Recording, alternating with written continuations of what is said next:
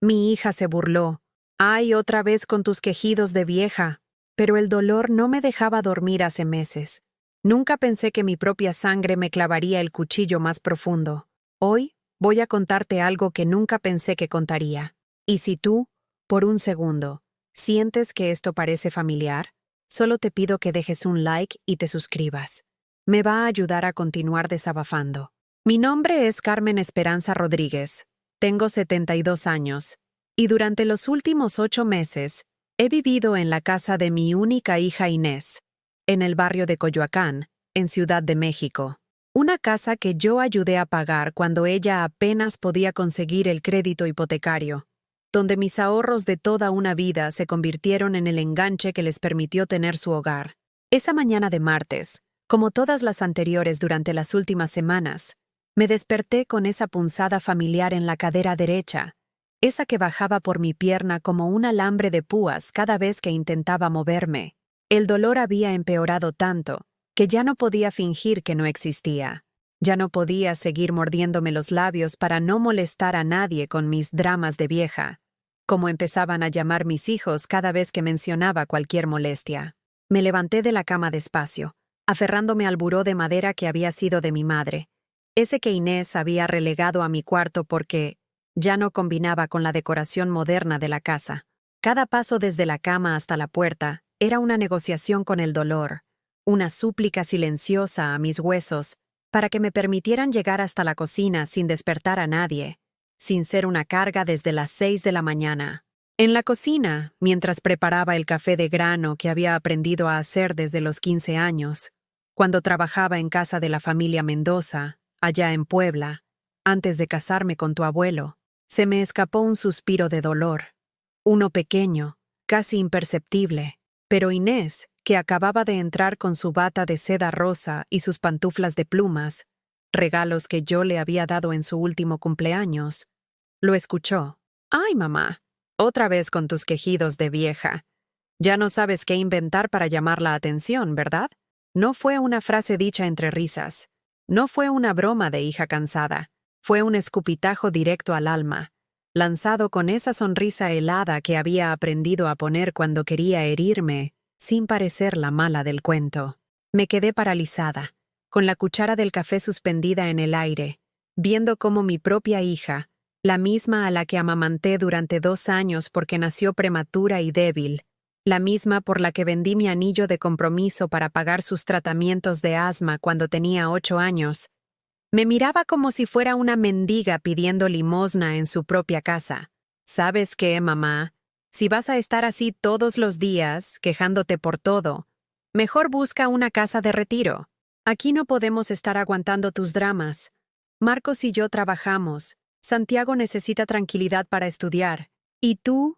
Se detuvo, como midiendo qué tan lejos podía llegar sin sonar completamente monstruosa. Tú ya viviste tu vida. Déjanos vivir la nuestra. Mi nieto Santiago, mi pequeño de 9 años con esos ojos grandes y curiosos que me recordaban tanto a Inés cuando era niña, me miró desde el comedor. Tenía en las manos un bowl de cereal que se había quedado a medio comer, y sus ojitos se movían entre su madre y yo, como tratando de entender por qué la abuela había hecho algo malo cuando solo había suspirado. No pude responder. Las palabras se me atoraron en la garganta como un nudo de ropa mojada.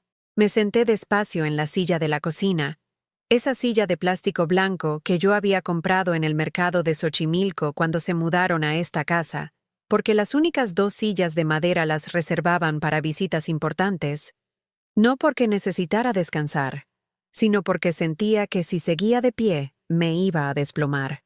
Inés siguió desayunando como si no hubiera pasado nada, como si no acabara de decirle a su madre que ya había vivido suficiente, como si no acabara de sugerir que me desapareciera de su vida para que pudieran ser felices sin el estorbo de mi existencia. Ahí sentada, viendo cómo mi hija untaba mermelada en su pan tostado, con la misma indiferencia con la que se habla del clima, recordé todas las madrugadas que me levanté cuando ella tenía fiebre. Recordé las 3 noches que pasé en vela cuando se fracturó el brazo a los 12 años, acariciándole la cabeza mientras lloraba de dolor. Recordé cómo vendí mi máquina de coser, la única herencia que me había dejado mi madre, para pagarle los gastos de la universidad.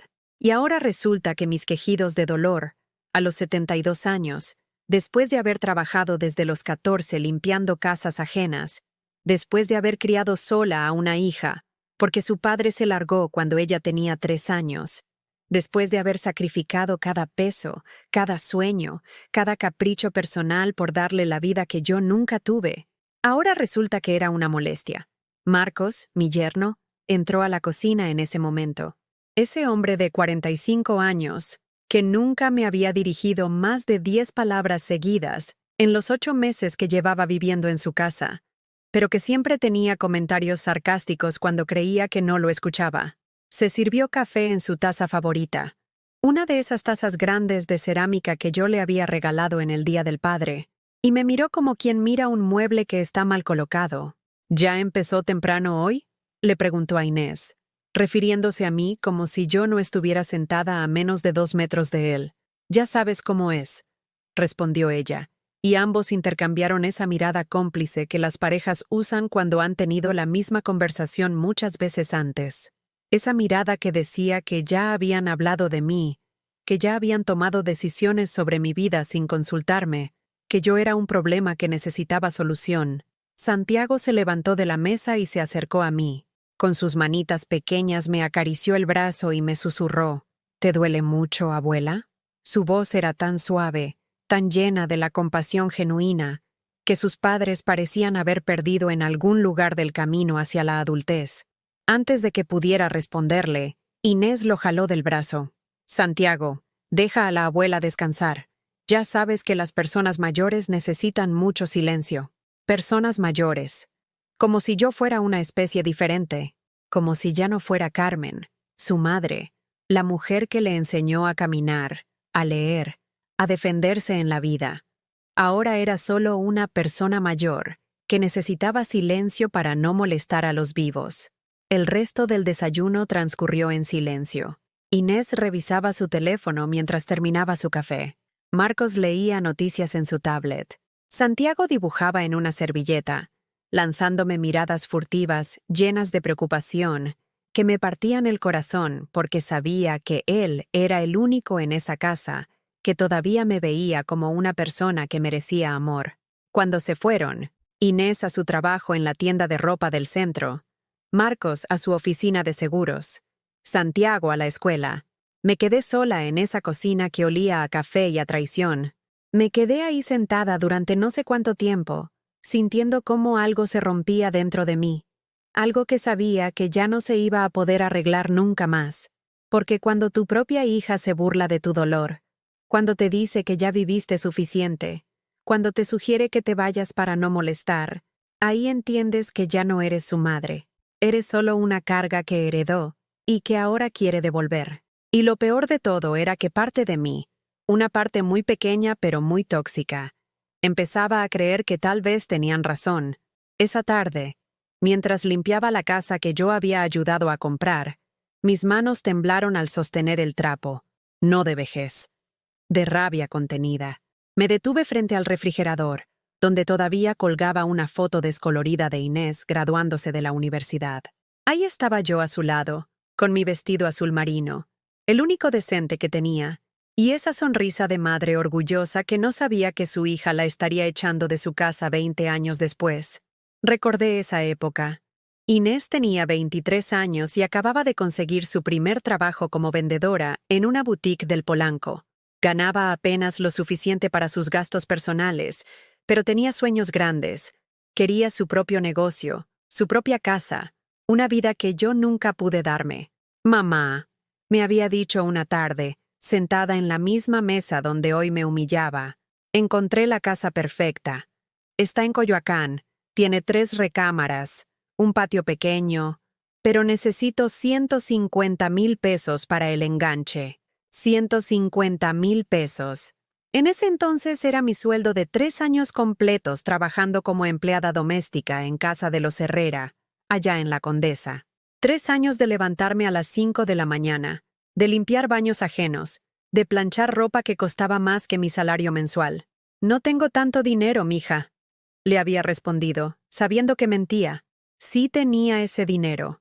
Era todo lo que había ahorrado guardando cada peso bajo el colchón durante 15 años, negándome cualquier lujo, cualquier capricho, cualquier cosa que no fuera estrictamente necesaria para sobrevivir. Por favor, mamá. Es mi oportunidad.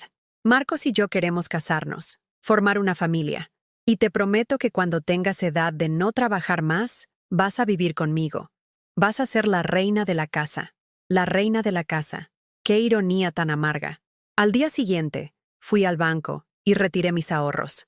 Todo, hasta el último peso que había guardado para mi vejez, para alguna emergencia médica, para no ser una carga para nadie. Se los di sin pedirle ni un papel firmado, ni un acuerdo, ni nada.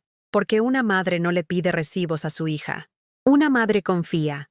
La boda de Inés costó otros 50,000 pesos que yo pagué vendiendo los únicos 2 anillos de oro que tenía, mi alianza de matrimonio y el anillo de mi madre, además de trabajar turnos extra los fines de semana limpiando oficinas hasta las 10 de la noche. Cuando Santiago nació, me convertí en su niñera de tiempo completo sin sueldo. Inés había decidido que no iba a pagar guardería pudiendo tener a su madre disponible. Durante 5 años, cuidé a ese niño desde las 6 de la mañana hasta las 8 de la noche, mientras ella y Marcos construían sus carreras y su patrimonio. Le cambié pañales, lo alimenté con mis propias manos, lo llevé a sus primeras citas médicas cuando ellos tenían compromisos de trabajo importantes. Santiago aprendió a caminar aferrado a mis dedos arrugados, y sus primeras palabras fueron «abuela» antes que mamá. Cuando el niño cumplió 5 años y ya no me necesitaban como niñera de tiempo completo, Inés me sugirió que buscara algo más acorde a mi edad. Me consiguió trabajo medio tiempo limpiando consultorios médicos en las noches, porque ya estaba muy mayor para trabajos pesados.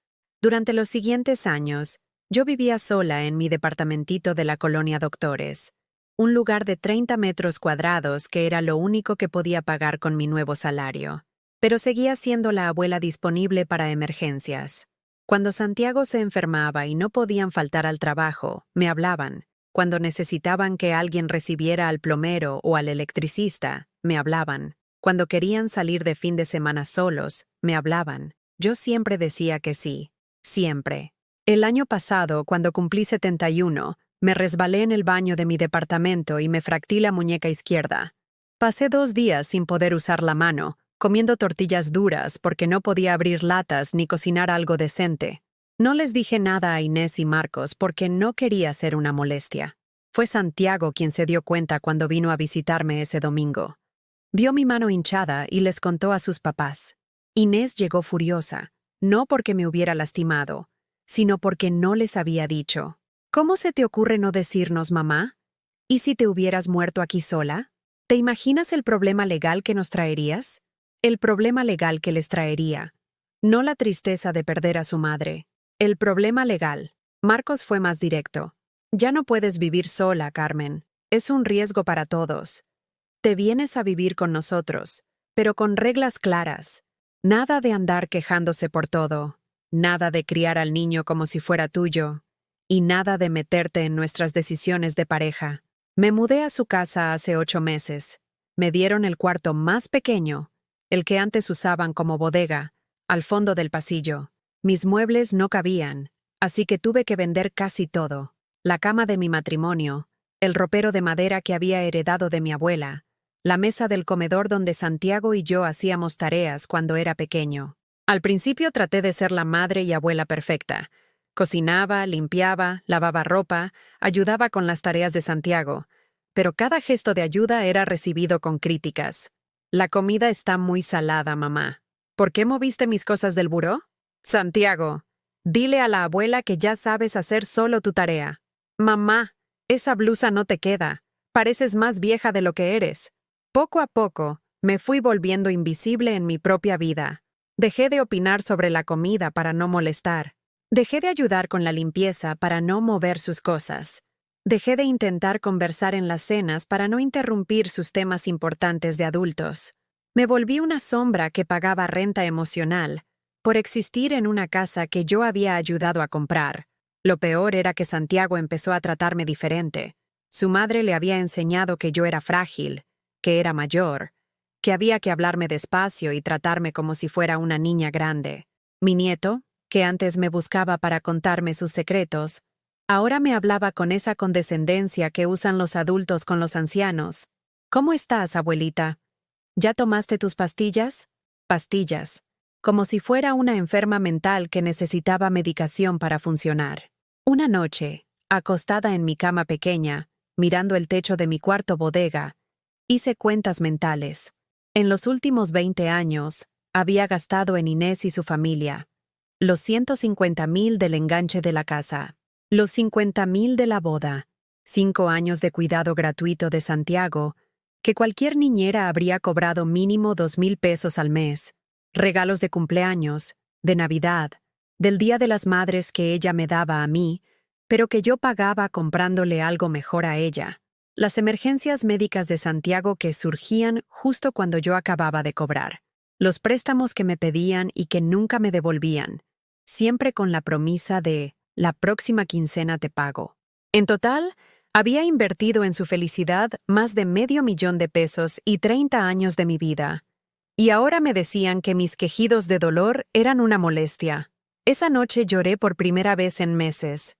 No lloré por el dolor de la cadera. Lloré por el dolor del alma, porque había sacrificado mi presente y mi futuro por una hija que ahora veía mi existencia como un problema que resolver. Y por primera vez en mi vida, me pregunté si todo ese amor había sido un error, si había confundido ser buena madre con ser madre tonta, si había criado a una hija o a una depredadora. Las siguientes semanas fueron como caminar sobre vidrios rotos. Cada día traía una nueva humillación disfrazada de preocupación familiar. Comenzaron con los recibos. Un martes por la mañana, encontré sobre mi almohada un papelito escrito con la letra de Inés. Tu parte de la luz, 180 pesos. Al día siguiente, otro papelito. Agua caliente extra, 50 pesos. Para el viernes, ya había una lista completa de mis gastos personales, que incluía desde el papel de baño que usaba hasta el desgaste adicional del sillón de la sala. Es para que aprendas a ser más consciente de tus gastos, mamá. Me explicó Inés con esa sonrisa falsa que usaba cuando quería sonar razonable. A tu edad, es importante que sepas administrar tu dinero. Mi dinero. Los 3,500 pesos de mi pensión que ya no me alcanzaban ni para mis medicamentos después de pagar mi renta familiar. Una mañana, mientras preparaba mi avena, porque ya no podía desayunar huevos, esos estaban reservados para los que trabajaban. Marcos entró a la cocina y revisó mi plato con disgusto. Carmen, el azúcar no es gratis. Y ya te acabaste la canela que compramos ayer.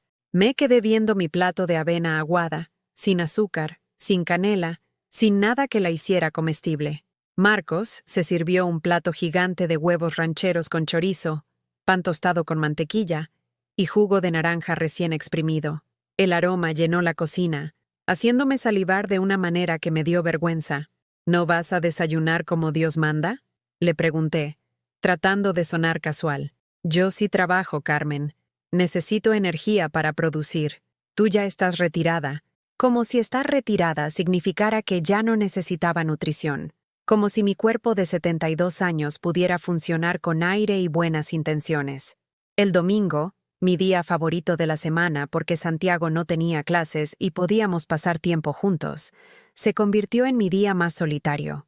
Inés había decidido que los domingos eran tiempo familiar nuclear y que mi presencia inhibía la comunicación natural entre padres e hijos. Mamá, ¿por qué no aprovechas para descansar en tu cuarto? Los domingos son muy agotadores para las personas de tu edad. Desde la ventana de mi cuarto, veía cómo jugaban fútbol en el patio. Escuchaba las risas de Santiago, los aplausos de sus padres cuando metía gol en la portería improvisada con 2 sillas de plástico. Risas de las que yo estaba excluida porque mi vejez era contagiosa, porque mi presencia arruinaba su diversión. Una tarde, mientras ellos estaban fuera, decidí lavar mi ropa. Era miércoles, no el sábado que me habían asignado como mi día de lavado, pero mis únicas 2 blusas decentes estaban sucias y necesitaba una limpia para salir a comprar mis medicamentos. Cuando regresaron y Inés vio mi ropa colgada en la azotea junto a la suya, su cara se transformó en una máscara de furia fría. Mamá, Te expliqué claramente cuáles eran los días para usar la lavadora. ¿Ya se te está olvidando todo? Solo lavé 2 blusas, Inés. La lavadora estaba vacía y... No es el punto, mamá. El punto es que hay reglas en esta casa. Y si no puedes seguirlas, vamos a tener que considerar otras opciones. Otras opciones. La amenaza flotó en el aire como una nube de tormenta. Esa noche, mientras fingía dormir porque ya no podía usar la televisión después de las 9, el ruido no deja descansar a Santiago. Escuché voces en la cocina. Me levanté despacio y me acerqué al pasillo. Inés y Marcos estaban sentados a la mesa, con papeles extendidos frente a ellos. «Ya hablé con el doctor Martínez», decía Marcos en voz baja. «Dice que es normal a su edad. La confusión, la terquedad, la pérdida de memoria, son síntomas claros de deterioro cognitivo». Mi sangre se congeló. ¿Deterioro cognitivo? ¿Cuándo había perdido la memoria? ¿Cuándo me había confundido? El único síntoma que tenía era dolor en la cadera y la capacidad de recordar perfectamente cada humillación que me habían hecho vivir. «¿Y qué sugiere?», preguntó Inés. «Que documentemos todo, sus olvidos, sus confusiones, sus cambios de humor, para cuando sea necesario». ¿Para cuando sea necesario qué? Para cuando tengamos que tomar decisiones por ella, decisiones médicas, financieras. Ya sabes, sentí como si me hubieran metido en agua helada. Estaban planeando declararme incompetente. Estaban creando una narrativa de demencia senil para justificar quitarme el control de mi propia vida. Pero, ¿y si se da cuenta?, preguntó Inés. ¿Darse cuenta de qué? Si ni siquiera se acuerda de lo que comió ayer. Además, ya empezó con las manías. ¿Viste cómo lavó su ropa fuera de horario? ¿Y cómo se queja de todo? Son signos claros. Manías. Mis necesidades básicas de higiene eran manías. Mi dolor físico real eran quejas sin fundamento. Mi memoria perfecta era pérdida de memoria. Regresé a mi cuarto con las piernas temblando. Me senté en el borde de mi cama y por primera vez entendí completamente lo que estaba pasando. No me estaban cuidando. Me estaban preparando para desaparecerme legalmente. Al día siguiente, encontré mi frasco de pastillas para la presión arterial abierto sobre mi buró. Faltaban 2 pastillas, pero yo no las había tomado. Cuando le pregunté a Inés, me miró con esa expresión de preocupación exagerada que había estado practicando. «Ay, mamá, ¿ya no te acuerdas que te las tomaste en la mañana? Te vi hacerlo». «No, Inés, yo no me tomé nada. Mamá, por favor, te vi con mis propios ojos. Esto es exactamente lo que nos preocupa». Y ahí fue cuando lo entendí todo. Las pastillas faltantes no eran por mi olvido. Eran evidencia fabricada. Cada olvido que me adjudicaban, cada confusión que documentaban, cada síntoma que reportaban al doctor Martínez, era parte de un plan sistemático para construir un caso legal contra mi cordura. Esa noche, escondida en mi cuarto, saqué una libreta vieja que guardaba entre mis faldas. Empecé a escribir todo. Cada fecha, cada conversación, cada manipulación, con mi letra clara y firme. La misma letra que había usado durante 50 años para llevar las cuentas de las casas donde trabajaba. Documenté cada mentira que estaban construyendo sobre mi estado mental. Escribí sobre las pastillas que desaparecían mágicamente, sobre las conversaciones que escuchaba por las noches, sobre los recibos que me cobraban por existir, sobre la comida que me racionaban mientras ellos comían como reyes, sobre las reglas que inventaban para aislarme de Santiago. Mi letra no temblaba, mi memoria no fallaba, mi mente estaba perfectamente clara. Era mi corazón el que se estaba rompiendo, porque había criado a una hija que no solo era capaz de robarme mi dinero y mi dignidad, sino que también era capaz de robarme mi cordura, mi identidad, mi derecho a existir como persona autónoma.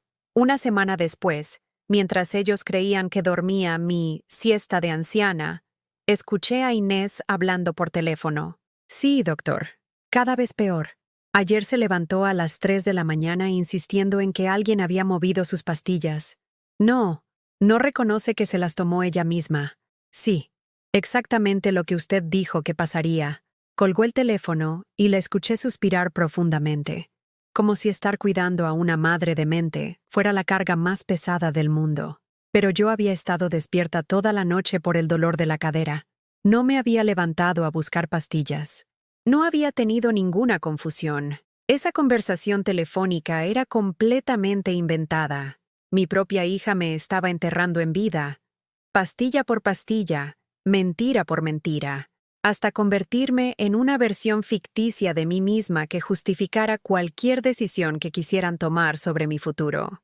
Y lo más aterrador era que por un segundo, solo por un segundo, mientras me veía en el espejo del baño esa noche, con mis ojos enrojecidos y mi cara demacrada por el estrés, casi llegué a creer que tal vez sí me estaba volviendo loca. Porque cuando las personas que se supone que te aman más en el mundo te dicen todos los días que estás perdiendo la razón, empiezas a dudar de tu propia realidad. El viernes por la mañana, tomé una decisión que jamás pensé que tendría el valor de tomar. Por primera vez en 8 meses, les dije que no. Inés había entrado a mi cuarto sin tocar la puerta.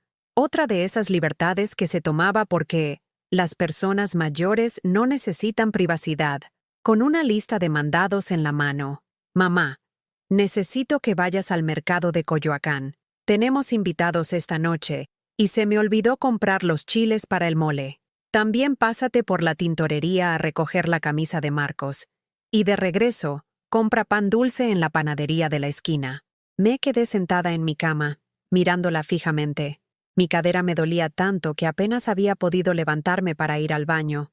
Pero ella esperaba que caminara 3 horas por todo Coyoacán cargando sus compras. No, dije con voz suave pero firme.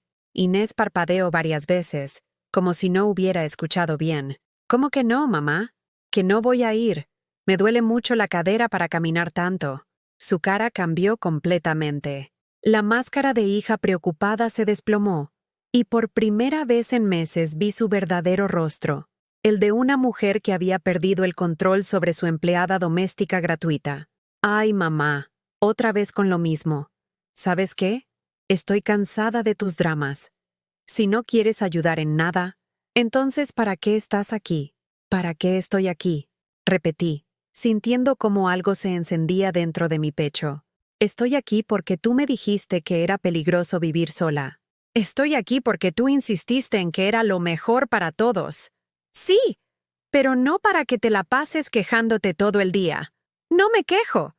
Me duele el cuerpo, Inés. Tengo 72 años. Santiago apareció en la puerta de mi cuarto, con los ojos muy abiertos. Había escuchado los gritos de su madre, algo que no era normal en una casa donde yo había aprendido a ser invisible. ¿Qué pasa, mami?, preguntó con su vocecita preocupada. Nada, mi amor. La abuela solo está siendo difícil. No estoy siendo difícil, dije, y por primera vez en meses mi voz sonó fuerte. Estoy siendo honesta. Marcos apareció detrás de Santiago, con esa expresión de molestia que ponía cada vez que mi existencia interrumpía su rutina perfecta. ¿Qué es todo este escándalo?, preguntó. Tu suegra se niega a ayudar con los mandados, respondió Inés, como si estuviera reportando un crimen. Carmen, dijo Marcos con esa voz condescendiente que usaba conmigo. Sabes que todos aquí contribuimos con algo. Inés y yo trabajamos. Santiago estudia. Tu contribución es ayudar con las tareas del hogar. Me quedé mirándolo durante un largo momento. Este hombre que vivía en una casa que yo había ayudado a comprar, que comía comida que yo había comprado con mis ahorros durante años, que había construido su patrimonio sobre mis sacrificios. Ahora me decía que mi única contribución válida era ser su sirvienta. Mi contribución, dije lentamente, fue el enganche de esta casa. Mi contribución fueron 5 años cuidando a Santiago sin cobrar un peso. Mi contribución fueron todos mis ahorros invertidos en esta familia. El silencio se hizo tan espeso que se podía cortar con cuchillo. Santiago nos miraba a todos con confusión, como si estuviera viendo a su familia por primera vez. Inés fue la primera en reaccionar, y su reacción fue atacar. Ay, mamá, otra vez con lo mismo. Eso fue hace años. Ya no puedes estar cobrando favores del pasado. ¿Favores?, repetí, sintiendo como la rabia que había estado conteniendo durante meses finalmente encontraba su voz. ¿Favores? ¿Así les dices ahora a los sacrificios de tu madre? Fueron decisiones tuyas. Nadie te obligó. Exacto. Fueron decisiones mías. Y ahora esta es mi decisión. No voy a ir por sus mandados porque me duele el cuerpo. Marcos se acercó a mí con esa sonrisa falsa que usaba cuando quería parecer razonable. Carmen, creo que estás un poco alterada. ¿Por qué no te tomas una de tus pastillas para calmarte? Y ahí fue cuando lo entendí completamente. Cualquier momento en que yo mostrara personalidad, carácter o me defendiera, iba a ser catalogado como alteración, como confusión, como evidencia de mi deterioro mental. No estoy alterada, Marcos. Estoy cansada. Cansada de que me traten como si fuera su empleada.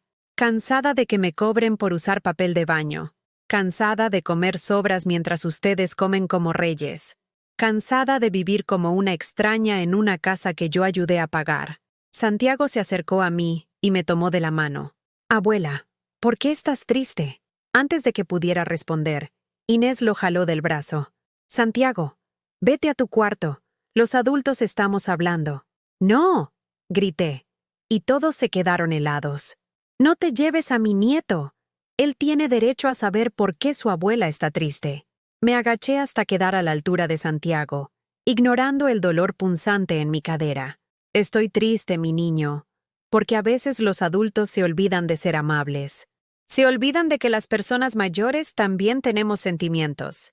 ¿Mis papás no están siendo amables contigo? Inés intervino rápidamente. Santiago, la abuela está confundida. A veces las personas mayores dicen cosas que no son verdad. Pero Santiago me miraba directamente a los ojos, con esa claridad que solo tienen los niños para ver la verdad sin filtros. Abuela, ¿estás confundida o estás triste? Estoy triste, mi amor. Muy triste. Entonces yo también estoy triste, dijo, y me abrazó con esa fuerza pura que solo tienen los abrazos de los nietos. Esa noche, después de la cena en silencio, yo no bajé a cenar y nadie subió a preguntarme si tenía hambre. Santiago tocó suavemente a mi puerta. Abuela, ¿puedo pasar? Cuando abrí, tenía en las manos un dibujo que había hecho con sus colores. Era yo, él y un sol gigante. En la parte de abajo, con su letra de niño de 9 años, había escrito: para la abuela más buena del mundo. ¿Por qué me dibujas con el sol, Santiago? Porque cuando estoy contigo, siempre hay sol. Pero últimamente parece que está nublado. Me senté en la cama y él se acurrucó junto a mí, como hacía cuando era más pequeño, y yo le contaba cuentos antes de dormir. Abuela, ¿es verdad que a veces se te olvidan las cosas? No, mi niño. Mi memoria está perfecta. Recuerdo todo, cada cosa bonita que hemos vivido juntos, y también cada cosa fea que ha pasado últimamente. ¿Por qué dice mi mamá que se te olvida todo? Me quedé callada por un momento, tratando de encontrar las palabras correctas. A veces, Santiago, las personas inventan cosas para justificar cómo nos tratan. Tu mamá quiere creer que estoy enferma porque es más fácil que admitir que está siendo cruel conmigo. Santiago me miró con esos ojos grandes, llenos de sabiduría prematura. Abuela, ¿te vas a ir? No lo sé, mi amor. Pero si me voy, quiero que sepas que no es porque no te ame. Es porque a veces las personas necesitan irse de lugares donde no las respetan, aunque duela mucho. ¿Puedo irme contigo? Su pregunta me partió el corazón. No, mi niño. Tú perteneces con tus papás. Pero siempre, siempre, vas a ser mi nieto favorito, y siempre voy a estar orgullosa de ti. Esa noche, después de que Santiago se fue a su cuarto, me quedé despierta mirando su dibujo. En ese pedazo de papel vi todo lo que había valido la pena en estos años de sacrificio. No Inés, no Marcos, no la casa, no el dinero. Santiago. Mi nieto había sido el único que me había visto como persona durante estos meses de invisibilidad. El único que se había dado cuenta de que estaba triste en lugar de confundida. El único que había tenido el valor de preguntarme directamente qué me pasaba. Y por primera vez desde que llegué a esta casa, sentí que no estaba completamente sola. Pero también entendí algo más. Por amor a Santiago, por el respeto que él me tenía, por el ejemplo que quería darle, no podía seguir permitiendo que me trataran como trataban. Los niños aprenden más de lo que ven que de lo que les dicen. Y si Santiago me veía aceptar humillaciones, iba a aprender que así se trata a las personas que amas cuando se vuelven inconvenientes. Esa noche decidí que, por él, Tenía que encontrar mi dignidad otra vez, aunque me costara todo lo que me quedaba. El lunes por la mañana, mientras Inés y Marcos se preparaban para ir al trabajo, tomé la decisión más aterradora y liberadora de mi vida. Salí de la casa sin pedirle permiso a nadie. No había salido sola en meses. Siempre tenía que reportar a dónde iba, cuánto tiempo estaría fuera, y regresar con recibos de todo lo que compraba para demostrar que no estaba malgastando dinero en tonterías. Pero esa mañana, después de escuchar a Inés decirle a Marcos que había que acelerar el proceso con el doctor Martínez porque yo estaba cada vez más rebelde, decidí que necesitaba aire fresco antes de que me sofocaran completamente. Salí a las 9 de la mañana, cuando las calles de Coyoacán estaban llenas de esa vida cotidiana que había dejado de formar parte de mi rutina. Mujeres cargando bolsas del mercado, señores leyendo el periódico en las bancas de la plaza, niños corriendo hacia la escuela con sus mochilas rebotando en sus espaldas. Caminé despacio por la avenida Francisco Sosa, sintiendo cómo cada paso me alejaba no solo físicamente de esa casa, sino emocionalmente de la versión de mí misma que había aceptado ser durante estos meses. El dolor en mi cadera seguía ahí, pero por primera vez en mucho tiempo no era lo único que sentía. También sentía algo que había olvidado que existía: libertad. Me senté en una banca del Jardín Centenario, frente a la iglesia de San Juan Bautista, y observé a las personas vivir sus vidas sin pedirle permiso a nadie. Una señora de mi edad alimentaba palomas con migajas de bolillo, sonriendo cada vez que se acercaban a comer de su mano.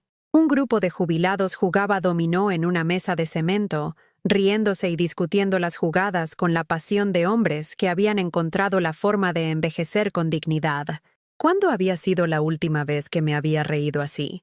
¿Cuándo había sido la última vez que había hecho algo solo porque me daba placer, sin tener que justificar el gasto de tiempo o dinero? A mi lado se sentó una mujer que parecía tener mi edad, con el cabello blanco perfectamente peinado y un vestido floreado que se veía cómodo pero elegante. Llevaba un libro en las manos y una sonrisa tranquila en el rostro. «¿Qué tal el día?», me preguntó con esa amabilidad natural que tienen las personas que no han perdido la fe en la bondad humana. «Bien», respondí automáticamente, pero luego me corregí. «En realidad, no sé. Hace meses que no salgo sola a ningún lado». «Ah», dijo con comprensión inmediata. «¿Familia sobreprotectora?». «Algo así». Se quedó callada por un momento. Luego cerró su libro y me miró directamente. «¿Sabes? Yo viví 4 años con mi hija y mi yerno después de que enviudé. Fueron los 4 años más miserables de mi vida adulta». Sus palabras me golpearon como un reconocimiento instantáneo. «¿En serio? ¿En serio?». Me convencieron de que era peligroso vivir sola, de que necesitaba compañía, de que era lo mejor para todos. Al final me di cuenta de que no querían cuidarme, querían controlarme. «¿Y qué hiciste?».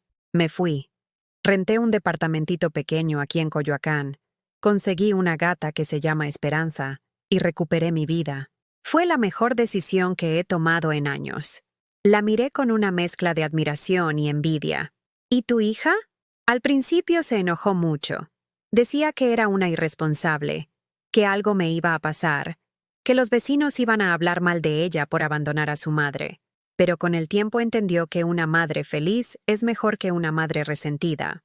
¿No te sientes sola? A veces. Pero hay una gran diferencia entre estar sola y sentirse sola.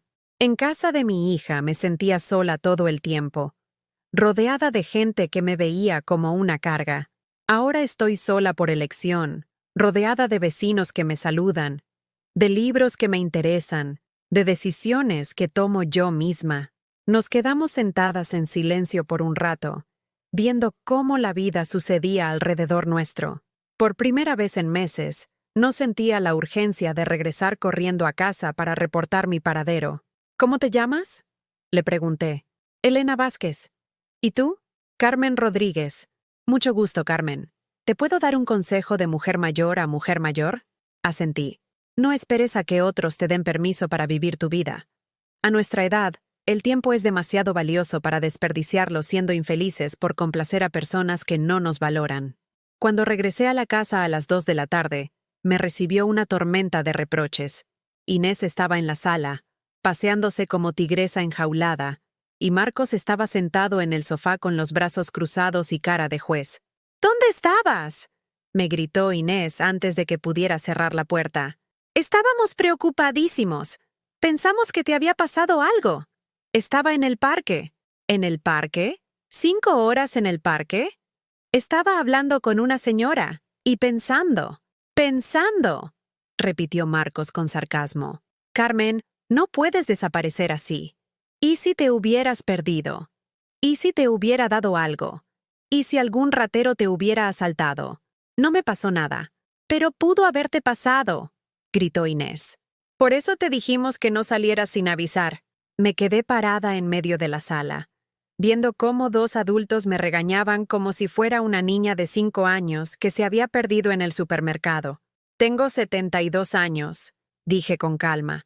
Viví sola durante 50 años antes de venir aquí. Crié a una hija. Trabajé toda mi vida. Pagué mis cuentas. Tomé mis decisiones.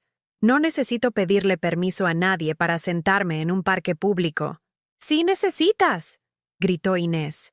Porque ya no eres la misma de antes. Ya no tienes la misma capacidad de juicio. ¿Según quién? Según el doctor Martínez. Según tus episodios de confusión. Según cómo has estado comportándote últimamente. Yo no he tenido episodios de confusión. Ustedes los han inventado. El silencio que siguió fue tan tenso que se podía cortar con navaja. Inés y Marcos se miraron con esa complicidad de pareja que comparte secretos. Y supe que había dado en el clavo. «Mamá», dijo Inés con esa voz condescendiente que había perfeccionado. «El hecho de que no recuerdes tus episodios de confusión es exactamente el problema. Recuerdo todo perfectamente. Recuerdo que ustedes me han estado manipulando para hacerme creer que estoy perdiendo la razón. Recuerdo las pastillas que desaparecen de mi frasco. Recuerdo las conversaciones que he escuchado sobre documentar mi deterioro cognitivo. Recuerdo todo». Marcos se puso de pie. «Carmen, creo que necesitas descansar. Obviamente la salida de hoy te agitó demasiado». «No estoy agitada. Estoy clara. Más clara de lo que he estado en meses. Esa noche, por primera vez desde que llegué a esa casa, bajé a cenar como si nada hubiera pasado. Me serví de la comida que había en la mesa sin preguntarle a nadie si podía hacerlo. Comí despacio, saboreando cada bocado, mientras ellos me miraban como si fuera un animal peligroso, que había que observar cuidadosamente. Santiago llegó de casa de un amigo durante la cena. Cuando me vio sentada a la mesa, sonrió de esa manera que ilumina toda una habitación. «Abuela, mi amigo Diego me preguntó si tú eras la señora que vio en el parque hablando con la señora de los libros». Inés y Marcos se tensaron inmediatamente. «¿Diego te vio en el parque?», preguntó Inés. «Sí», respondió Santiago inocentemente. «Dice que te veías muy contenta, que hacía mucho que no te veía sonreír así». Me quedé mirando a mi nieto, a este niño de 9 años que había notado algo que sus propios padres habían elegido ignorar, que yo había dejado de sonreír en esta casa. «¿Es verdad, abuela? ¿Estabas contenta en el parque?» «Sí, Santiago, muy contenta». «¿Por qué?» «Porque recordé cómo se siente ser libre». Inés dejó caer el tenedor en su plato con un ruido seco. «Santiago, ve a hacer tu tarea». «Pero no terminé de cenar». «Ah, ve a hacer tu tarea». Cuando Santiago se fue, Inés me miró con una furia que ya no trataba de disimular. «Si crees que te vamos a permitir salir a hablar mal de nosotros con desconocidos...». «No hablé mal de nadie», la interrumpí. «Solo hablé con una mujer que entendía por lo que estoy pasando». «¿Y qué es lo que estás pasando según tú?». Por primera vez en meses, sonreí con ganas. «Estoy pasando por un despertar, Inés. Estoy recordando quién soy cuando no estoy tratando de ser la madre y abuela perfecta que ustedes necesitan para sentirse mejor consigo mismos». Me levanté de la mesa, llevé mi plato al fregadero y subí a mi cuarto, pero no subí derrotada. Subí liberada, porque había probado mi propia medicina. Un día de libertad, de decisiones propias, de conversaciones con alguien que me veía como persona y no como problema. Y sabía que no iba a poder volver a vivir sin ella. 3 días después de mi escape al parque, encontré los documentos que confirmaron todo lo que había sospechado. Estaban sobre la mesa del comedor, en una carpeta manila que decía Asuntos legales, C. Rodríguez, con la letra cuidadosa de Marcos. Dentro había formularios del registro civil, documentos de un despacho de abogados y copias de certificados médicos que yo nunca había firmado. El doctor Martínez había certificado que sufría de deterioro cognitivo progresivo y episodios de confusión recurrentes, que me hacían incompetente para manejar mis asuntos financieros y personales. También había un inventario detallado de mis bienes, la cuenta de banco donde recibía mi pensión, los certificados de depósito que tenía guardados desde hace años, y hasta mi póliza de seguro de vida. Todo estaba valorado, catalogado, listo para ser transferido a manos de Inés como mi tutora legal. Pero lo que me quitó el aliento fue la última página. Una solicitud de ingreso a la casa de retiro Esperanza Dorada, con fecha de internamiento programada para el próximo mes. Ya habían pagado el depósito, ya habían firmado los contratos, ya habían decidido mi futuro sin consultarme. Me senté en la silla del comedor con los documentos temblando en mis manos. Durante 8 meses había sospechado que estaban planeando algo, pero ver la evidencia escrita, ver cómo habían reducido toda mi vida a una serie de formularios legales y transacciones financieras, me golpeó como un puño en el estómago. Esa noche, después de que cenaran y se fueran a sus habitaciones, bajé a la sala con la carpeta en las manos. Inés estaba viendo televisión, acurrucada en el sofá con una taza de té de manzanilla. Marcos revisaba su teléfono, probablemente respondiendo correos de trabajo. «Necesitamos hablar», dije, colocando la carpeta sobre la mesa de centro con un golpe seco que hizo que ambos levantaran la vista. «Mamá, ¿qué haces despierta? Ya es muy tarde para ti», dijo Inés con esa voz automáticamente condescendiente que usaba conmigo. «Es muy tarde para mentiras», respondí, abriendo la carpeta y esparciendo los documentos sobre la mesa. ¿Cuándo pensaban decirme que ya habían decidido internarme? El silencio que siguió fue ensordecedor. Marcos dejó su teléfono lentamente, e Inés puso su taza sobre la mesa con manos que le temblaron ligeramente. «Mamá», empezó Inés. «No», la interrumpí. «No me digas mamá con esa voz. No después de esto. Quiero explicaciones. Quiero saber cuándo decidieron que yo era una incapaz mental. Quiero saber cuándo eligieron robarme mi libertad y mi dinero». Marcos se aclaró la garganta. «Carmen, no es robo. Es protección. El doctor Martínez fue muy claro sobre tu condición». «¿Mi condición?», grité, y mi voz resonó en toda la casa. «Mi única condición es tener una hija y un yerno que son unos ladrones. Yo nunca hablé con el doctor Martínez. Yo nunca autoricé ningún examen médico. Ustedes inventaron todo». «Eso no es verdad», gritó Inés poniéndose de pie. «Tú has estado confundida. Has tenido episodios. Te olvidas de las cosas». «Mentira», rugí con una fuerza que no sabía que tenía. «Todo es mentira. Yo tengo mi mente perfectamente clara. Recuerdo cada humillación que me han hecho vivir. Recuerdo cada peso que gasté en ustedes. Recuerdo cada sacrificio que hice por esta familia».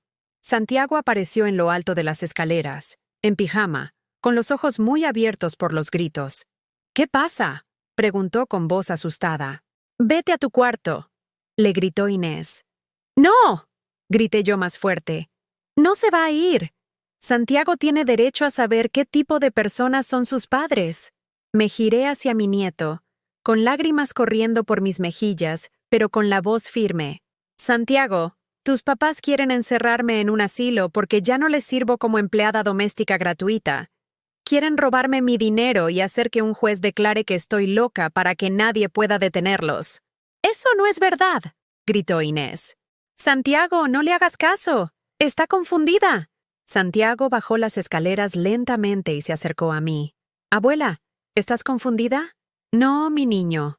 Estoy más clara que nunca en mi vida». Santiago tomó uno de los documentos de la mesa y lo miró aunque no podía leer todo. «¿Qué dice aquí?» «Dice que tus papás ya me consiguieron un lugar en un asilo. Dice que ya pagaron para encerrarme ahí». Los ojos de Santiago se llenaron de lágrimas. «¿Te van a llevar lejos?» Eso es lo que habían planeado. Santiago se giró hacia sus padres con una furia que nunca había visto en un niño de 9 años. «¿Por qué quieren hacer eso?». La abuela no está loca. La abuela es la persona más inteligente que conozco. Santiago, ¿no entiendes? Empezó Marcos. Sí entiendo, gritó Santiago.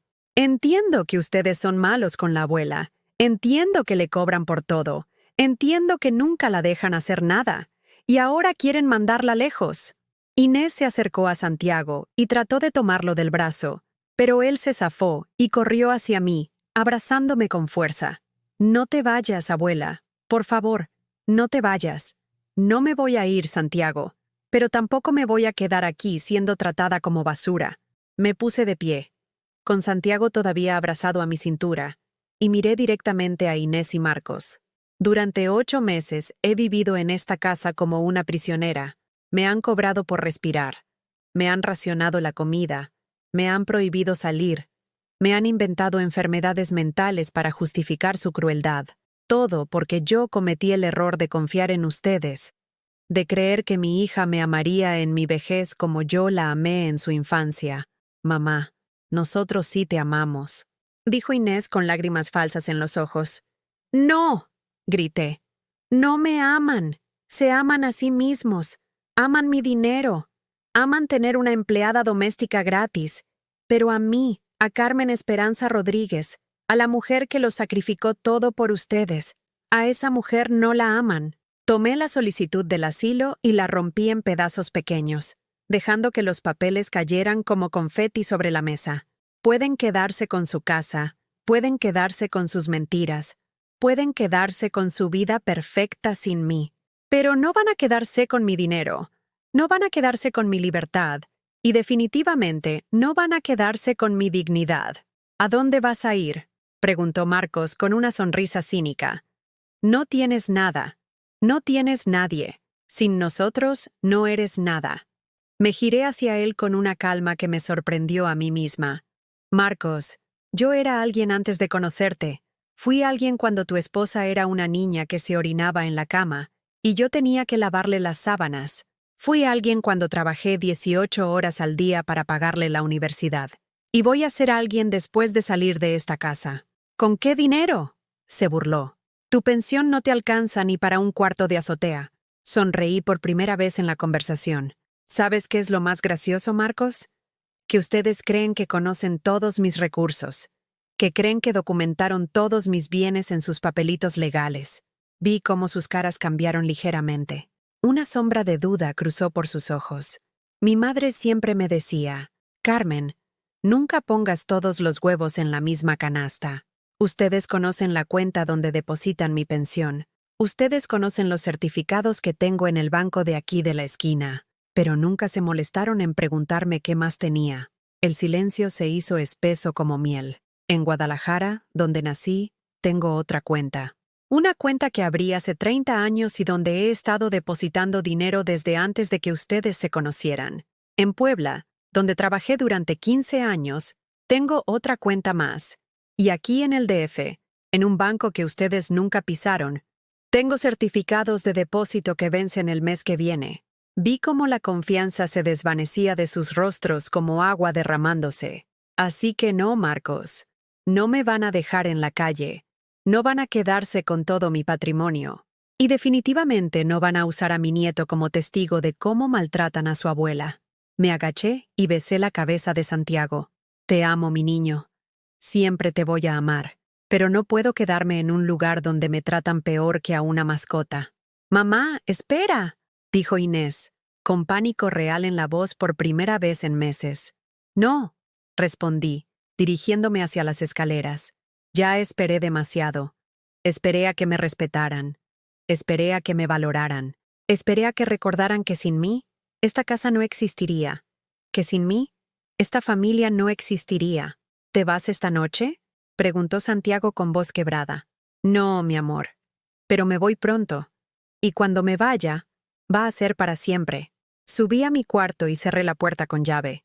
Por primera vez en 8 meses, me fui a dormir sin miedo, porque había recuperado algo que creí perdido para siempre. Mi poder. Una semana después del confronto, me desperté a las 6 de la mañana no por el dolor en la cadera, sino por algo que no había sentido en meses. Ganas de vivir. Era martes, Y por primera vez desde que llegué a esta casa, no bajé a preparar el desayuno para nadie. Me quedé en mi cuarto, vistiéndome despacio, eligiendo mi ropa no por comodidad, sino por cómo me hacía sentir. Me puse mi blusa azul marino, la que Inés siempre criticaba diciendo que me hacía ver más vieja, y mis aretes de perlas falsas que había comprado en el tianguis de Coyoacán años atrás. A las 7:30, cuando escuché que ya se habían ido al trabajo y Santiago a la escuela, bajé a la cocina. Pero no bajé como la sombra invisible que había sido durante 8 meses. Bajé como Carmen Esperanza Rodríguez, una mujer de 72 años que había tomado la decisión más importante de su vida adulta. Me preparé un desayuno completo: huevos revueltos con jamón, frijoles refritos, tortillas calentitas, café de olla con canela y jugo de naranja natural. Usé los platos buenos, los que Inés reservaba para ocasiones especiales, porque esto era una ocasión especial. Era el día que empezaba a tratarme como merecía ser tratada. Mientras desayunaba, marqué el número que Elena me había dado en el parque. Ella me había contado de un departamento pequeño que se había desocupado en su edificio, a 2 cuadras de la plaza principal de Coyoacán. ¿Carmen?, respondió Elena con esa voz cálida que ya había empezado a asociar con la esperanza. Sí, soy yo, Elena. ¿Todavía está disponible ese departamento del que me platicaste? Por supuesto. ¿Ya tomaste la decisión? La tomé hace una semana. Solo necesitaba juntar el valor para actuar. ¿Cuándo quieres verlo? Hoy. Ahora mismo. 2 horas después, estaba parada en la puerta de un departamento pequeño pero lleno de luz, en el segundo piso de un edificio de los años 60 que había sido renovado con cariño. Tenía una recámara, una salita, una cocineta y, lo más importante, una terraza pequeña donde se veían las copas de los árboles de la plaza. Es perfecto, dije. Y lo dije en serio. La renta era exactamente lo que podía pagar con mi pensión, sin tener que pedirle permiso a nadie para usar mi propio dinero. Elena me presentó con la señora Martínez, la dueña, una mujer de 60 años que vivía en la planta baja y que me miró con esos ojos que reconocen a otra mujer que ha luchado por su independencia. ¿Cuándo se quiere cambiar?, me preguntó la señora Martínez. ¿Puedo traer mis cosas este fin de semana? Por supuesto. Aquí va a estar muy tranquila. Somos puras mujeres en el edificio, y nos cuidamos unas a otras. Cuidamos unas a otras. ¿Qué concepto tan diferente al que había vivido en casa de Inés, donde cuidar significaba controlar, limitar y humillar? Esa tarde fui al banco donde tenía mi cuenta principal y retiré suficiente dinero para el depósito, el primer mes de renta y los muebles básicos que necesitaría. También llamé a las otras sucursales en Guadalajara y Puebla para empezar los trámites de transferencia de fondos. El empleado del banco, un joven de unos 30 años, me trataba con esa cortesía profesional que se usa con clientes que manejan cantidades respetables de dinero. Cuando salí del banco, con mi chequera nueva y mis estados de cuenta actualizados, me sentí como si hubiera recuperado no solo mi dinero, sino mi identidad. El viernes por la tarde, mientras Inés y Marcos creían que estaba durmiendo mi siesta de anciana, contraté a una empresa de mudanzas pequeña para que viniera el sábado temprano por mis cosas. No tenía mucho. La mayoría de mis pertenencias las había vendido cuando me mudé con ellos, pero lo poco que era mío iba a venir conmigo. El sábado amaneció con ese cielo azul perfecto que solo se ve en Ciudad de México durante las mañanas de invierno. A las 8 en punto, los de la mudanza tocaron el timbre. Inés abrió la puerta en bata, con cara de no entender qué pasaba. «Buenos días, señora. Venimos por las cosas de la señora Carmen Rodríguez». «¿Qué cosas? ¿De qué hablan?» Yo bajé las escaleras con mi maleta en la mano, vestida con mi mejor vestido, el negro con florecitas que me había comprado para la boda de la hija de mi vecina el año pasado, y los zapatos cómodos pero elegantes que había guardado en el fondo del closet. «Buenos días», le dije a los muchachos de la mudanza. «Mis cosas están en el cuarto del fondo». «¡Mamá!», gritó Inés. «¿Qué es esto? ¿Qué está pasando?» «Lo que está pasando», dije con una calma que me sorprendió, «es que me voy». Marcos apareció detrás de Inés, con Santiago pisándole los talones. Mi nieto tenía los ojos muy abiertos, pero no parecía sorprendido. Creo que después de la conversación de la semana pasada, él sabía que este momento iba a llegar. «Carmen, no puedes irte así», dijo Marcos con esa voz que usaba cuando quería sonar razonable. «¿A dónde vas a ir? ¿Quién te va a cuidar? Me voy a cuidar yo misma, como lo hice durante 70 años antes de venir aquí». «Pero no tienes dinero, no tienes dónde vivir», gritó Inés. «Tengo ambas cosas. Tengo un departamento precioso a 2 cuadras de aquí, y tengo suficiente dinero para vivir cómodamente sin pedirle nada a nadie». Los muchachos de la mudanza subieron a mi cuarto y empezaron a bajar mis pocas pertenencias.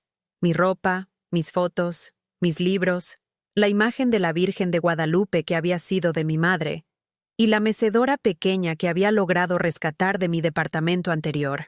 «¿Te vas para siempre?», preguntó Santiago con una voz tan pequeña que se me partió el corazón. Me agaché hasta quedar a su altura.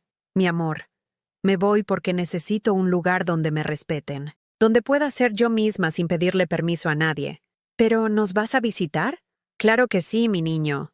Y tú me vas a visitar a mí. Vas a conocer mi nuevo hogar, y vamos a tomar chocolate caliente en mi terraza mientras vemos los árboles de la plaza». «¿En serio? ¿En serio?». Inés se acercó con lágrimas en los ojos. No sabía si eran de verdad o de actuación. «Mamá, por favor no hagas esto. Podemos hablar. Podemos arreglar las cosas». «Inés», dije, poniéndome de pie y mirándola directamente a los ojos. «Durante 8 meses traté de hablar contigo. Traté de explicarte cómo me sentía. Traté de pedirte respeto. Traté de recuperar aunque fuera un poquito de la relación que teníamos antes. Pero tú elegiste verme como una carga en lugar de como tu madre. Nunca te vi como una carga.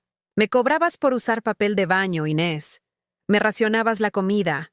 Me inventaste enfermedades mentales para justificar encerrarme en un asilo. Si eso no es verme como una carga, entonces no sé qué es». El último de los muchachos bajó con mi mecedora, y yo saqué de mi bolsa un sobre que había preparado la noche anterior. «¿Qué es eso?», preguntó Marcos. «Es mi contribución final a esta casa», dije, poniendo el sobre la mesa del comedor. «Adentro hay 10,000 pesos.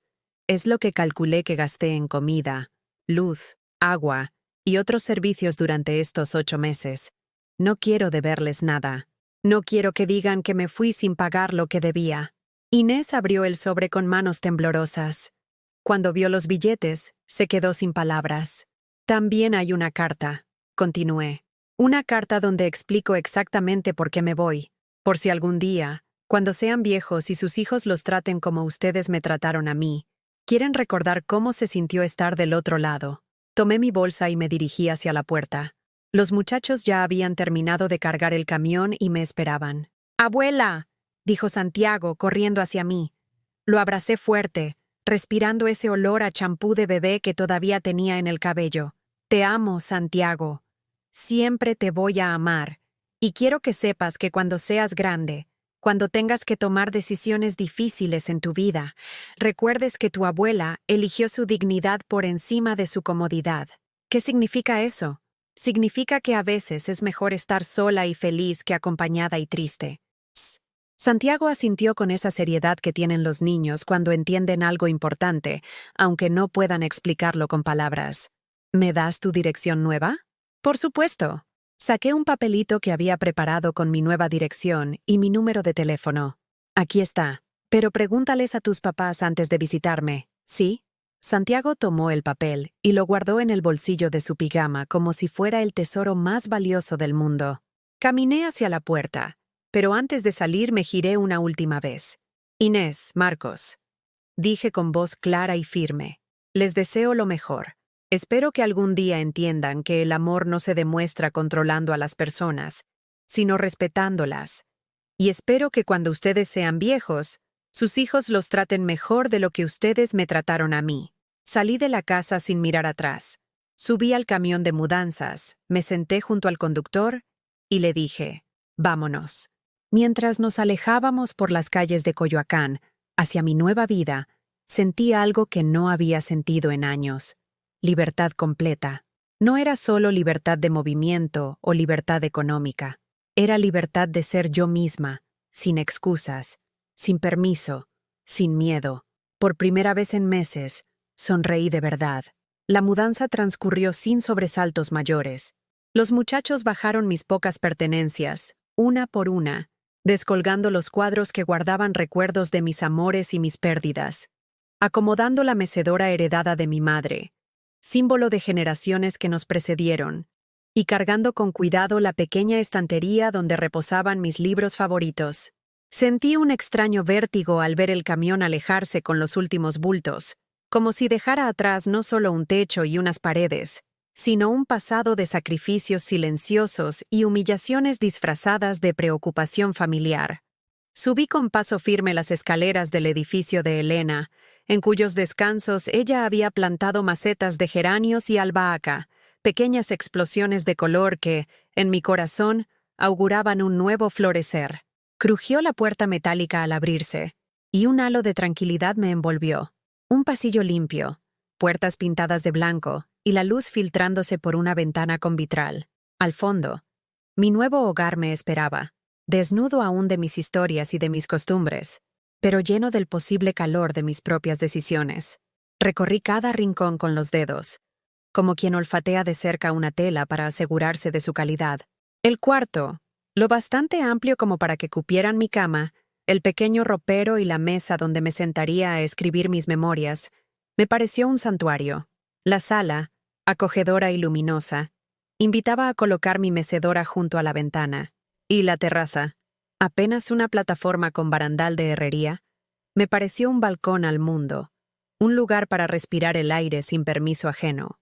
Esa misma tarde, mientras acomodaba mi rústico juego de sillas que había comprado en el tianguis de Coyoacán, sonó el teléfono. Era Santiago. Su voz, insegura pero decidida, atravesó mis temores.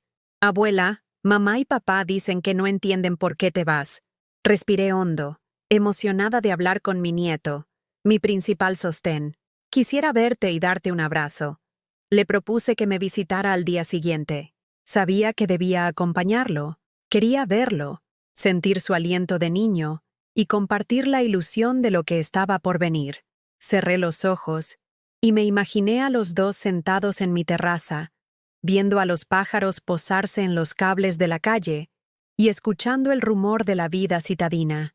A la mañana siguiente, Santiago llegó con su mochila escolar.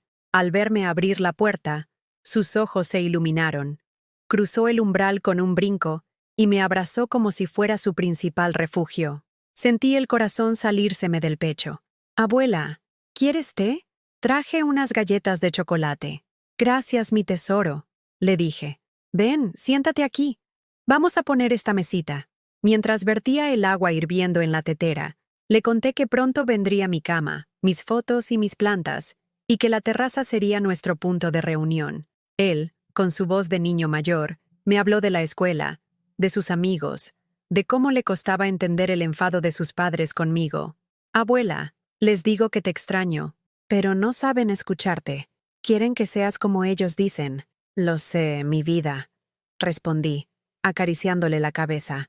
«Yo los amé con todo mi ser, pero a veces las personas se enredan en sus propias necesidades y olvidan a quienes deberían cuidar». Los ojos de Santiago brillaron con curiosidad. «¿Y te quedas aquí para siempre?» «Por ahora», respondí con una sonrisa tierna. «Aquí puedo respirar sin sentir que debo disculparme por existir». Ese día, salimos a comprar flores para la terraza. Begonias, geranios, una planta de albahaca. Santiago eligió personalmente cada maceta y me ayudó a sembrarlas. Mientras lo hacía, le enseñé a sujetar la maceta con suavidad, a no apelmazar la tierra y a regar con delicadeza. Él se tomó tan en serio la tarea que se acercaba cada hora para pulverizar las hojas con el atomizador de agua, orgulloso de su trabajo de jardinero experto. Durante los siguientes días, mi rutina se fue llenando de pequeños placeres que sentía olvidados. Un café en taza de barro, mis cartas de rosa mosqueta, las recetas de Puebla que guardaba en un cuadernillo gastado, la música de Chabela Vargas sonando a volumen bajo. Visité las fondas cercanas y me senté a comer mole con pollo, tlayudas o caldo de camarón, sin que nadie me reprendiera por usar demasiado gas o comprar ingredientes caros. Un domingo por la tarde, invité a Elena a tomar té en mi terraza. Le conté cómo me sentía en paz, y le agradecí el impulso que me dio aquel día en el parque. Carmen, lo mereces, dijo, acariciando mi mano. Este es solo el comienzo de tu nueva vida. Me habló de la red de mujeres que se apoyaban mutuamente. Si alguna necesitaba ayuda con papeles, con la renta, con un trámite de salud, podían contar unas con otras. Me presentó a la vecina de arriba, doña Rosa, quien me ofreció canalizarme con un grupo de lectura de poesía y cine. «Para que no te aburres», bromeó. Al bajar, vi en el pasillo a otra señora que barría su puerta y me saludó con una sonrisa luminosa. «Buenos días. Bienvenida de nuevo. En mi antiguo hogar, un gesto así habría sido imposible. Allí, mi presencia se pagaba con recargos imaginarios. Aquí, se celebraba con una cortesía sincera. Llegó el día de la primera visita oficial de Santiago. Me esperó en la entrada, nervioso y emocionado. Al verme, gritó: «Abuela, ven, mi amor». Lo abracé. «Esta será tu mesa cuando vengas». «Me encanta. ¿Puedo colgar mi dibujo aquí?». Le tendí cinta adhesiva y él colocó un retrato que me había hecho cuando yo aún vivía en casa de Inés. Un dibujo a color donde yo aparecía sentada en mi mecedora, rodeada de flores, y con un sol brillante detrás. «Así siempre serás, abuela», susurró, la reina del sol. Al despedirse, me prometió que me visitaría cada sábado por la mañana. Y lo hizo. Cada fin de semana compartíamos desayuno, risas, películas antiguas y sus secretos escolares. Con el tiempo, logró que Inés se diera ciertas mañanas libres para él, aunque siempre le pedía permiso para ir a verme. Mi vida siguió componiéndose como un mosaico de pequeñas victorias. Recuperé mi paseo matutino sin prisa por las calles de Coyoacán. Me apunté a un taller de escritura creativa en el Centro Cultural y hasta empecé a dictar mis propias recetas en un canal casero de video, donde mi voz, lejos de ser objeto de burlas, se escuchaba cálida y respetada.